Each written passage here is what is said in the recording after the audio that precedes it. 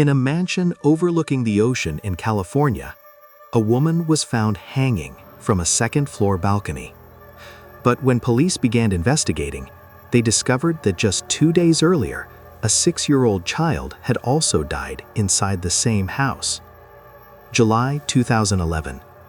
The city of Coronado, California, is a relatively quiet place. Streets run along the coastline, tall palm trees line the roads, and large homes face the ocean, making the area feel more like a resort than a busy city. Mornings here are usually very calm. Residents are used to the sound of ocean wind and distant waves.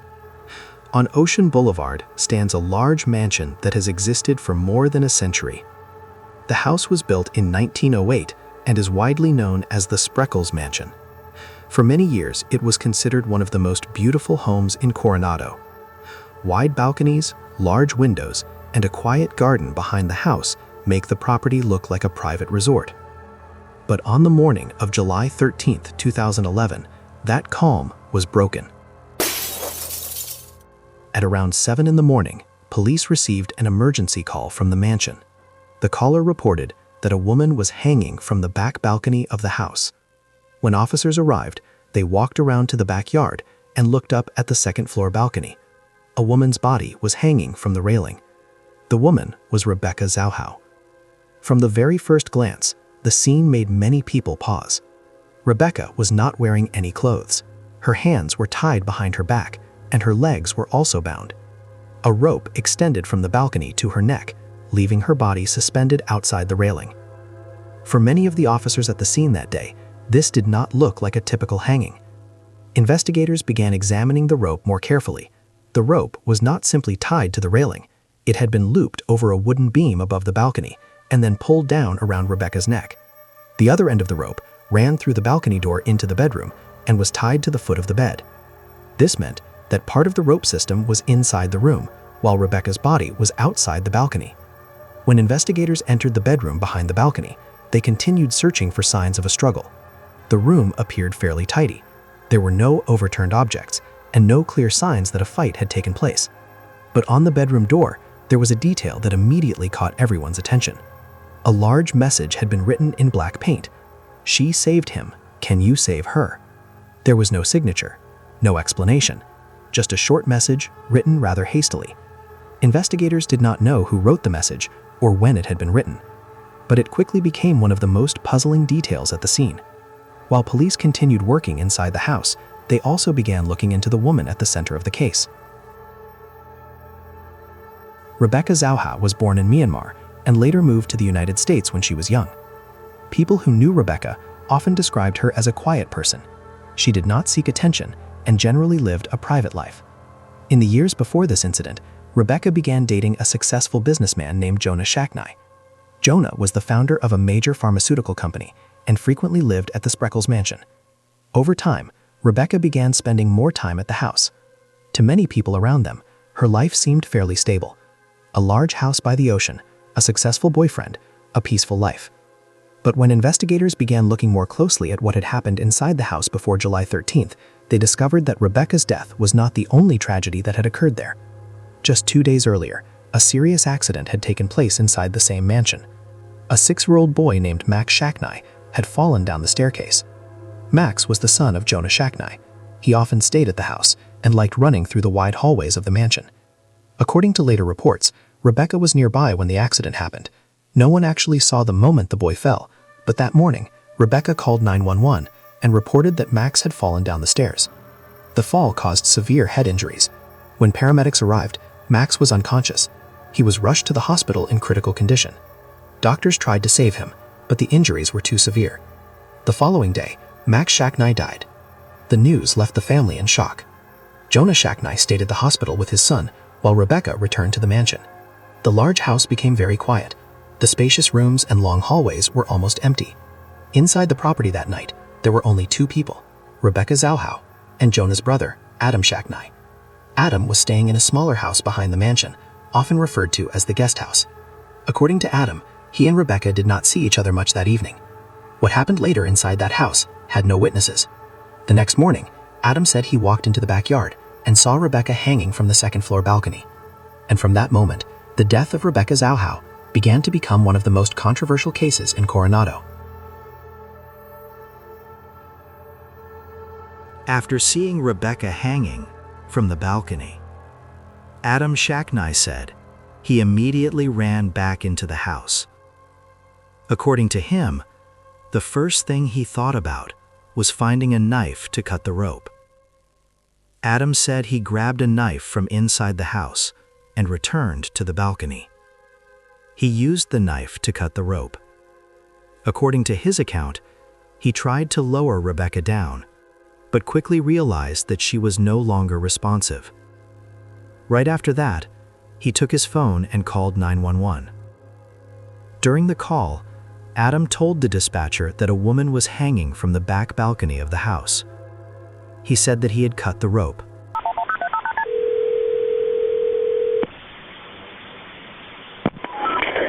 Emergency, what are you reporting? Yeah, I got a girl hung herself in the guest house of, it's on Ocean Boulevard across from the hotel, same place that you came and got the kid yesterday. Okay, sir, is she still alive? I don't know. Fire medical emergency? Coronado with a transfer, go ahead, sir. Okay, hi, Got a lady that's hung herself. what's the address? 1043 Ocean Boulevard. 1043 Ocean Boulevard? Yeah. Okay, what's wrong? She hung herself, man. She woke up. The dispatcher asked about Rebecca's condition. Adam replied that she was not responding. His voice during the call sounded fairly calm. He said that it appeared to be a hanging. Just a few minutes later, police and paramedics were dispatched to the mansion on Ocean Boulevard. But when they arrived, the scene they encountered surprised many of them. Rebecca Zahau's body was still found hanging from the second-floor balcony. This detail later became one of the points that many people found confusing. According to Adam, the rope had been cut, but the scene when police arrived seemed to show that Rebecca was still hanging from the balcony. The minutes before the 911 call therefore became one of the most disputed parts of the case. After Rebecca's body was taken down, investigators began carefully examining the entire mansion. They checked every door and window. There were no signs of forced entry, no broken windows. What they saw suggested that the house had remained closed as usual. Investigators also began collecting evidence inside the bedroom and around the balcony. They photographed every detail, from the position of the rope to the knots and the marks left on the railing. These pieces of evidence were later sent to a laboratory for analysis. Police also began examining the phone and computer of Rebecca Zahau. They wanted to know whether there were any signs that she had been threatened. But they did not find clear evidence showing that Rebecca had been attacked before her death. In the following weeks, police continued gathering information and interviewing people involved. One of the individuals questioned the most was Adam Shacknai. Adam said he had nothing to do with Rebecca's death. He explained that on that morning, he simply happened to see Rebecca hanging from the balcony when he walked into the backyard. According to him, everything happened very quickly. He saw Rebecca, ran into the house to find a knife, returned to the balcony, cut the rope, and then called 911. For the police, this story matched what they found at the scene. After several months of investigation, an official conclusion was announced. San Diego authorities ruled that the death of Rebecca Zahau was a suicide. According to their theory, Rebecca had tied the rope system herself, bound her own hands and feet, and then jumped from the balcony. For investigators, the physical evidence did not show clear signs of a homicide. But when this conclusion was announced, many people did not accept it. Rebecca Zahau's family strongly opposed the suicide ruling. According to them, the scene did not resemble a suicide. They believed Rebecca may have been attacked, and that the scene was staged to look like suicide. This disagreement quickly attracted media attention. Television programs and newspapers began covering the case. Many forensic experts also started analyzing the details of the scene. Some argued that the way the rope was tied and the way Rebecca's body was bound would be extremely difficult for one person to do alone. Others argued that it was still possible. This disagreement turned the case into one of the most controversial cases in Coronado. For many years afterward, Rebecca's family continued trying to push for the case to be re-examined. They believed there were still questions that had not been answered.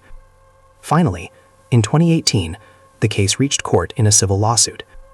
Rebecca Zahau's family filed a lawsuit against Adam Shacknai. During the trial, the family's attorneys argued that Adam may have been involved in her death. They presented many details from the scene to support their argument. Adam Shacknai's attorneys completely denied the accusation. They said Adam had no reason to harm Rebecca. The trial lasted several weeks. Forensic experts, investigators, and many witnesses were called to testify. They analyzed every detail of the scene. They examined how the rope was tied, the position of the knots, and the evidence collected inside the house. In the end, the jury reached a verdict. Adam Shacknai was ordered to pay more than $5 million to the family of Rebecca Zahau. However, this was a civil case, not a criminal trial. Adam Shacknai was not convicted of murder. He continued to deny any involvement in Rebecca's death. Because of that, the case still does not have an answer that everyone agrees on. More than a decade has passed since the summer of 2011. The Spreckels Mansion still stands on Ocean Boulevard, overlooking the ocean, just as it did before. People walking past the house may not know that within 2 days, 2 tragedies occurred inside those walls. A 6-year-old boy died after an accident. 2 days later, a woman was found hanging from the second-floor balcony. For some people, it was simply a chain of tragedies happening one after another. But for many others, this story still leaves behind many unanswered questions. To this day, the death of Rebecca Zahau remains one of the most controversial cases in Coronado. What truly happened inside that mansion on the night before July 13th may only be known by the people who were inside the property that night. And the mansion by the ocean continues to stand there, silent, as if nothing had ever happened.